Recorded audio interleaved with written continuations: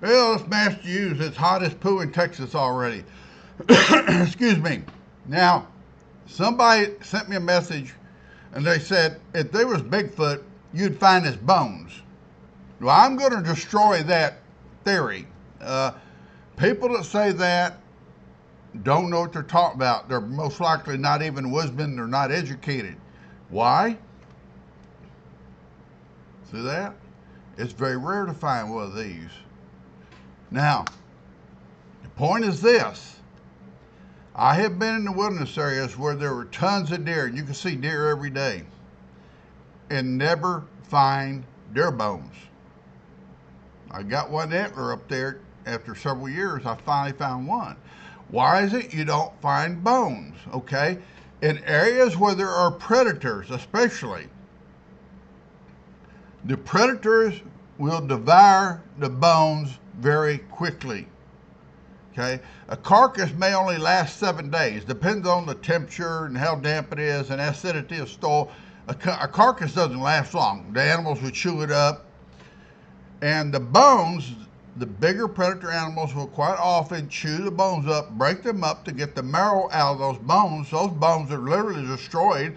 They swallow them, they eat them, and God knows where it goes when they poop. All right? Now, not only that, then the small animals get to them and they chew the bones up for the calcium in it. It's a source of calcium for like rats and stuff like that. So, even in areas where I have seen a lot of deer, find no deer bones in these wilderness areas. I've been going for years. It's very rare. Very hard to get one of these. That's right. Okay, are you understanding now?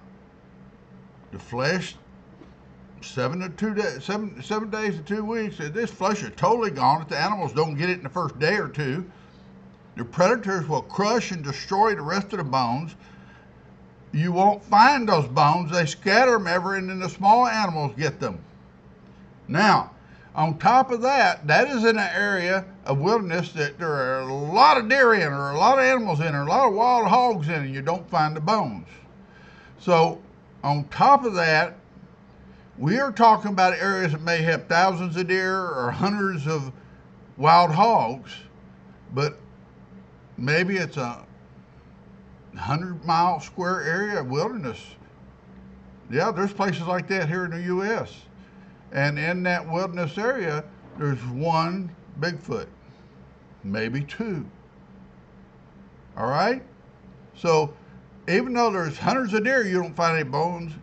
There may be 100 hogs, you don't find any bones. You don't even quite often find raccoon bones. The bones are destroyed and they're gone. And in that same area, one area I go to, I think it's about 100 square miles, one Sasquatch, one Bigfoot, or two, and they move constantly. Now, for people to try to use the excuse, well, if Bigfoot existed, you'd find the bones. Sorry, that's not correct. There's so few of them. I don't go along with the theory there's tons of Sasquatch and Bigfoot. There's so few of them, and they constantly move, it's almost impossible to find the bones. And if somebody did find a piece of bone, they probably wouldn't recognize it and walk right by it and ignore it. So, for those of you that keep telling me, well, Bigfoot existed, you'd find the bones, you do not know what you're talking about. You know nothing about the wilderness, and you know nothing about decomposition of the skeleton. This is Master Hughes. Bye-bye.